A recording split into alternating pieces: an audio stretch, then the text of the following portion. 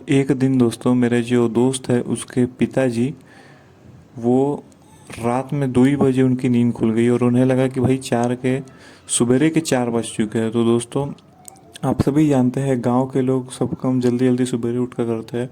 तो वो भी वैसे ही उन्हें लगा कि भाई सवेरे के 4 बज चुके हैं, मैं जाता हूँ पैखाने के लिए, जाता हूँ शौच के लिए। तो वो सवेरे के सॉरी सवेरे नहीं, वो रात में 2 बजे ही उठ गए और वो शौच के लिए बाहर गए। दोस्तों उन दिनों उनके घर में शौचालय नहीं था, तो वो रोज़ सुबह बाहर शौच करने ही जाया करते थे। और दोस्तों उस समय गर्मी का सीज़न चालू था, जैसा कि आप सभी जानते हो। उस समय तो भाई मतलब जल्दी सूरज निकलता है तो सब जल्दी ही काम करना पड़ते थे। तो दोस्तों उस दिन वो सुबह 4 बजे उठकर ही चल दिए शौच की और मैदान की ओर करने। तो दोस्तों जब वो मैदान की ओर जा रहे थे तो उन्हें लग रहा था कि भाई रोज की 4 बजे की तरह आज पूरा गांव सन्नाटा क्यों है, क्योंकि उन्हें मालूम ही नहीं था कि अभी रात के 2 बज रहे हैं। तो दोस्तों वो जब गए थे शौच करने के लिए, तो वो जब शौच करने के लिए बैठ चुके थे तो दोस्तों उन्हें ऐसा लगा कि उनके पीछे से कोई खड़ा है जो कि उन्हें देखकर मुस्कुरा रहा है। और उन्हें कुछ देर बाद हंसने की आवाज़ें भी आने लगी, जो कि कुछ इस तरीके से थी।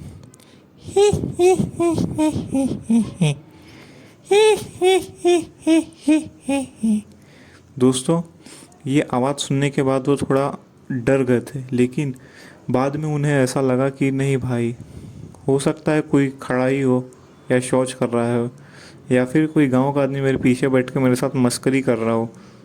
लेकिन उन्हें उस वक्त बहुत गुस्सा आया, लेकिन फिर भी उन्होंने अपने गुस्से को कंट्रोल किया ताकि कोई बखेड़ा ना खड़ा हो जाए, क्योंकि ऐसे किसी को भी अच्छा नहीं लगता। लेकिन वो बहुत ही गुस्से में थे और उन्हें लग रहा था कि ज़रूर ये मेरे बाजू वाले का बच्चा होगा, लेकिन इसे मैं अभी तो छोड़ रहा हूँ, लेकिन मैं इसे घर पे जाने का सुबह ज़रूर सबक सिखाऊंगा।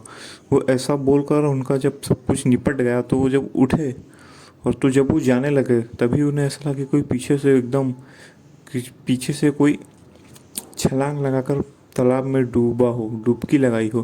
तभी उन्होंने पीछे पलट कर देखा तो उन्होंने देखा कि पूरी तरीके से तालाब एक सन्नाटा था, यानी कि ऐसा लग रहा था स्थिर था तालाब, मतलब देख कर लग ही नहीं रहा था कि कोई उसमें कूदा होगा।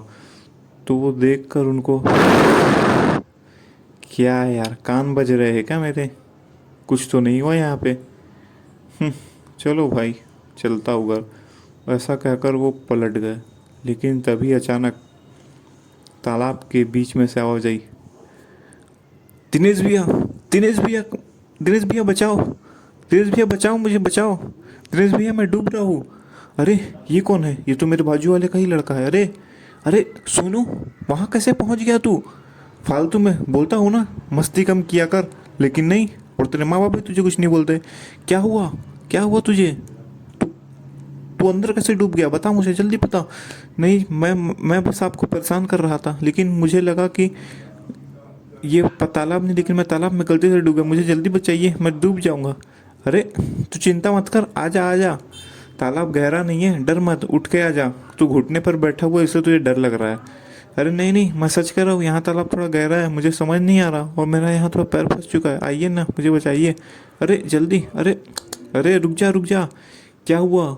दोस्तों वो आगे बढ़े ही थे कि उनका पैर एक गड्ढे में गिर गया, जो कि गड्ढा काफ़ी गहरा था। तो चूंकि उनका आधा पैर उसमें धंस गया था, तभी अचानक अरे उन्होंने जम के चिल्लाया। उनकी आवाज़ सुन के गाँव के कुछ लोग दौड़ के लाठी डंडा ले आए और उनके तरफ दौड़ने लगे और वो चिल्लाने लगे, अरे भाई जल्दी आइए, बचाइए जल्दी सोनू को, सोनू को बताइए।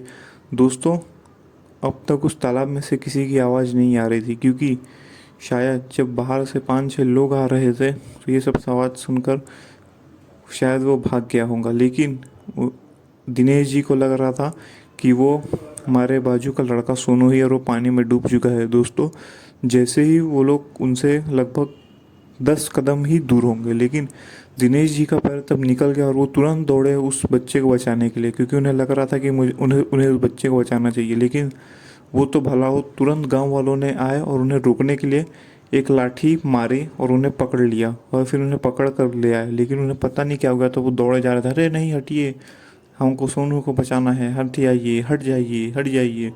लेकिन तभी हमारे गांव के एक बुजुर्ग आए, उन्होंने एक लोटा पानी लिया और उनके मुंह पर जोर से फेंका और इसके बाद वो पूरे तरीके से शांत हो गए। और फिर गांव वालों को ये सारी घटना बताई गई। तो दोस्तों ये थी आज की कहानी। आपको कैसी लगी मुझे कमेंट में ज़रूर बताएं। मिलते हैं नेक्स्ट वीडियो।